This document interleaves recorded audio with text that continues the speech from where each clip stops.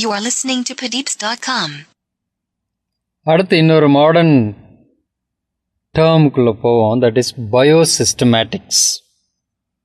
பயோசிஸ்டமேட்டிக்ஸ்ங்கிறது relatively modern concept. இது என்ன? It is concerned with observation of similarities and differences that exist in the morphology of vast number of plants. இதுவும் என்ன தான் பண்ணுது? இந்த similarity and டிஃப்ரென்சஸை observe பண்ணுறது தான் மெயினான எய்ம். ஆனால் இப்போ இது என்ன ஆயிடுச்சுன்னா, morphological character alone are not the criteria for distinguishing and classifying plants from one another. Morphological கேரக்டரை மட்டும் வச்சு பிளான்ட்ஸை கிளாஸிஃபை பண்ண முடியாது. அது ஒன்று கேரக்டர் மட்டுமே வச்சு கிளாஸிஃபை பண்ணோம்னா சரி வராது அப்படிங்க. அப்போ என்ன பண்ணணும்? So we have to take into consideration the characteristics and differences from other disciplines. Other disciplines of science na என்னது? Cytology, genetic, physiology, ecology, phytogeography, phytochemistry, numerical taxonomy, molecular biology, breeding system. இது மாதிரி இன்னும் வேறு எதுலையாவது இருந்து நமக்கு மற்ற branches of சயின்ஸில் இருந்தும் டேட்டா கிடச்சிதுன்னா அதையும் இன்க்ளூட் பண்ணால் தான் இந்த கிளாஸிஃபிகேஷன் கம்ப்ளீட் ஆகும் அப்படின்னு இந்த பயோசிஸ்டமேட்டிக் சொல்லுது. இதுவும் என்ன பண்ணுது? It's also concerned with observation of similarities and differences between the plants. ஆனால் மார்ஃபலாஜிக்கல் கேரக்டரை மட்டும் அப்சர்வ் பண்ணி கிளாஸிஃபை பண்ணால் அது சரியானதாக வராது. அதுக்கு பதிலாக இந்த cytological, genetical, physiological, ecological, phytogeographical, phytochemistry, numerical taxonomy, molecular biology, breeding system, இதிலிருந்தெல்லாம் கிடைக்கக்கூடிய இன்ஃபர்மேஷனை சேர்த்து கிளாஸிஃபிகேஷன் பண்ணோன்னா இன்னமும் இது ஒரு கம்ப்ளீட் சிஸ்டம் ஆகும் அப்படின்னு சொல்கிறாங்க. For example, if you go for phytochemistry, phytochemical analysis, பிளான்ட்டில் இருக்கக்கூடிய கெமிக்கல்ஸ் அனலைஸ் பண்ணுறோம். அப்போ வெளிப்படையாக ரெண்டு பிளான்ட் மார்ஃபலாஜிக்கல் கேரக்டரில் ஒன்றா இருந்து இந்த உள்ளே இருக்கிற கெமிக்கல்ஸ் வேறு வேறையாக இருந்தால் கூட அதை டிஃப்ரெண்ட் குரூப்ஸ் ஆக்கிறதுக்கான ஒரு வாய்ப்பு இருக்குது.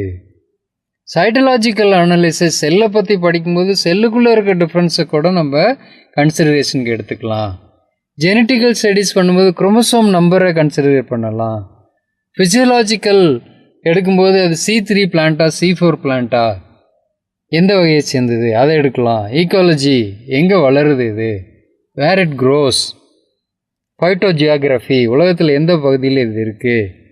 இந்த மாதிரியான இன்ஃபர்மேஷன் எல்லாம் சேர்த்து கிளாஸிஃபை பண்ணோம்னா அதுக்கு தான் பேர் என்ன? பயோசிஸ்டமேட்டிக்ஸ். அப்போ பயோசிஸ்டமேட்டிக்ஸ்னால் என்ன? What you mean by that word? It means taxonomy of living population. So what you mean by biosystematics? Biosystematic means taxonomy of living population. Plant ஓட ஸ்பீசிஸை தான் பேசிக் யூனிட்டாக நம்ம கிளாஸிஃபிகேஷனுக்கு எடுத்துக்கிறோம். அப்போ ஒரு இண்டிவிஜுவல் ஸ்பீசிஸுக்கு மார்ஃபலாஜிக்கல் கேரக்டர் தவிர வேறு ஏகப்பட்ட டேட்டாஸ் நமக்கு மற்ற டிசிப்ளின்லேருந்து கிடைக்கும். அப்படி ஒரு பிளான்ட்டோட இன்டர் ரிலேஷன்ஷிப், அதோட கிளாஸிஃபிகேஷனில் டிஸ்பியூட் வரும்போது இந்த மற்ற கேரக்டர்ஸ் எல்லாம் ரொம்ப ஹெல்ப்ஃபுல்லாக இருக்கும். அப்போ இந்த ஜெனட்டிக்கலாக நம்ம பார்க்கும்போது இந்த குரோமோசோம் நம்பரோ இல்லை ஃபைட்டோகெமிஸ்ட்ரியில் பார்க்கும்போது இதில் ப்ரெசண்ட் ஆகிருக்க கெமிக்கல்ஸோ அந்த மாதிரி வேறு ஏதாவது டிஃப்ரென்ஸ் கிடச்சிதுன்னா நம்ம அதை ஒரு செப்பரேட் ஸ்பீசிஸாக அல்லது சப்ஸ்பீசிஸாக கொண்டு போகிறதுக்கு அல்லது செப்பரேட் டாக்ஸானாக மாற்றுறதுக்கு எவல்யூஷனரி ரிலேஷன்ஷிப்பை பேஸ் பண்ணி டாக்ஸான் அப்படின்னா ஒரு பேசிக் யூனிட் ஆஃப் கிளாஸிஃபிகேஷன் அப்படின்னு கொண்டு வரதுக்கு வாய்ப்புகள் அதிகம். ஸோ இந்த வேரியேஷன் எதுலெல்லாம் இருக்கலாம், ஜெனட்டிக்காக இருக்கலாம், ஈக்கலாஜிக்கலாக இருக்கலாம், ஃபிசியலாஜிக்கலாக இருக்கலாம், பாப்புலேஷன் டைனமிக் ஸ்டடியாக இருக்கலாம். இது எல்லாமே நமக்கு என்ன பண்ணுதுன்னா, எப்போ ஒரு கான்ட்ராவர்சி வருதோ இந்த ரெண்டு பிளான்ட்டும் ஒரு குரூப்பில் வைக்க முடியாது, ஏன்னா இந்தந்த டிஃப்ரென்சஸ்லாம் இருக்குது அப்படின்னு வரும்போது phylogenetic classification based on their evolution of species மூலமாக கிளாஸிஃபை பண்ணும்போது எழக்கூடிய டிஸ்பியூட்ஸை சரி பண்ணுறதுக்கு இந்த பயோசிஸ்டமேட்டிக்ஸு வேரியஸ் டிசிப்ளின்ஸ்லேருந்து கிடைக்கக்கூடிய இன்ஃபர்மேஷன் ஹெல்ப்ஃபுல்லாக இருக்கும். ஸோ இது ஒரு மாடர்ன் கான்செப்ட்.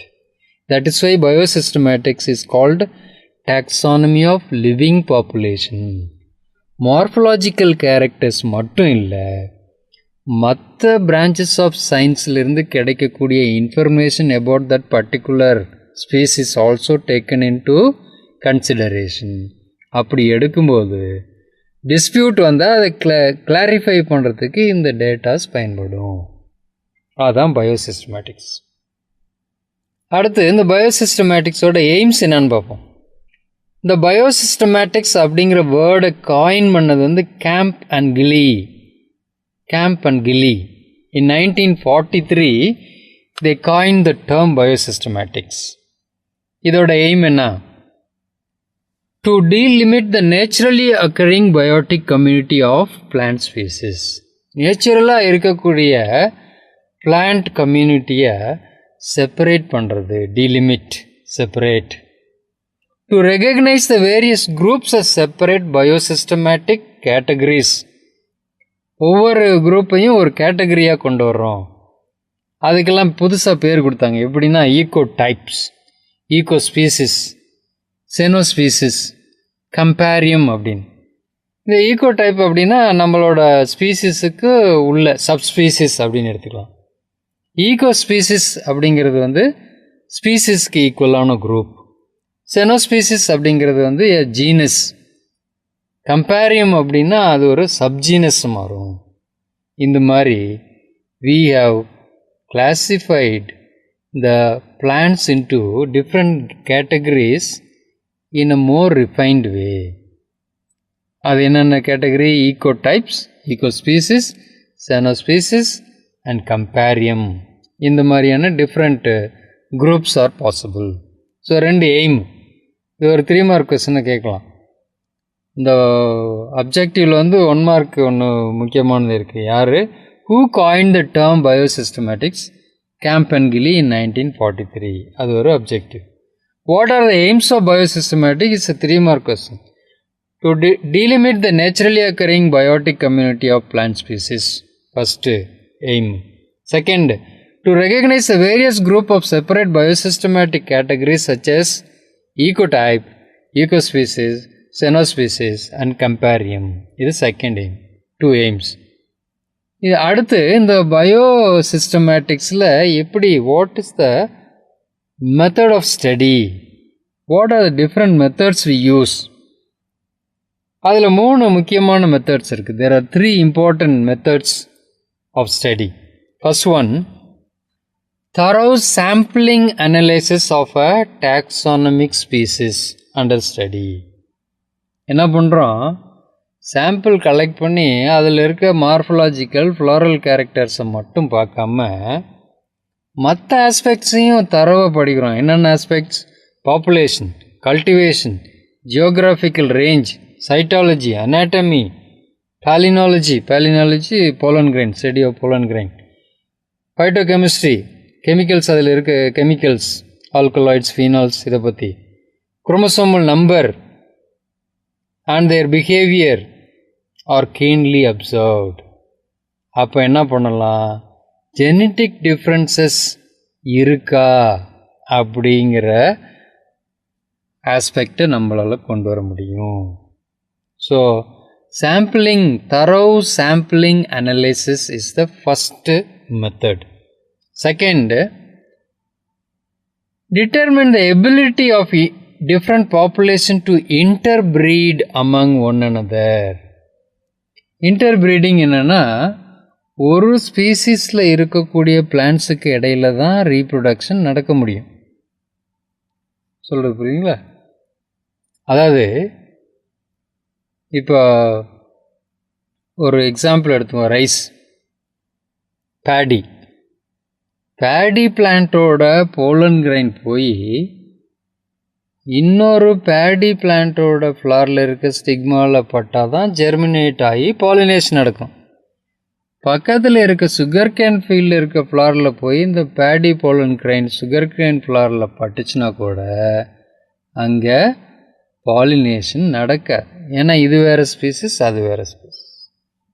அது மாதிரி இன்டர் ப்ரீடிங் அமங் தெம்செல்ஸ் அந்த எபிலிட்டி இருக்கா அப்படின்னு செக் பண்ணுறோம். அப்படி இருந்துச்சுன்னா அந்த இன்டர் ப்ரீடிங் ஆகி வரக்கூடிய ஆஸ்பிரிங்ஸ் விகரோடும் ஃபெர்டைலாகவும் இருக்கா, இல்லை இதுக்கு இந்த ரெண்டு ஸ்பீசிஸுக்கு இடையில ரெண்டு சப்ஸ்பீசிஸ்க்கு இடையில ப்ரீடிங் பேரியர்ஸ் ஏதாவது இருக்கா அப்படின்னு பார்க்கணும். ப்ரீடிங் பேரியர்ஸ்னால் பாலினேஷன் நடக்க விடாமல் பண்ணக்கூடிய தடைகள். பேரியர்ஸ்னால் தடைகள், பிளாக்ஸ். எப்படியெல்லாம் பாலினேஷன் நடக்க விடாமல் என்னென்ன மெத்தட்ஸ் இருக்கோ அதெல்லாம் பேரியர்ஸ். ஸோ அந்த இன்டர் ப்ரீடிங் எபிலிட்டியை டிட்டர்மின் பண்ணுறோம். ஒரு ஸ்பீசிஸ் அப்படின்னா all the members of the species should be able to interbreed. அப்படி இன்டர்பிரீடிங் கெப்பாசிட்டி இல்லைன்னா அது வேற ஒரு வெரைட்டியாக கன்சிடர் பண்ணிக்கணும். அது மட்டும் இல்லை, இந்த மூணாவது மெத்தட் என்னென்னா study the similarity of chromosomes in the hybrid during meiosis. Hybrid பண்ணுறோம், ஒரு வெரைட்டி இன்னொரு வெரைட்டியும் கிராஸ் பண்ணி புது வெரைட்டி கொண்டு வர்றோம்.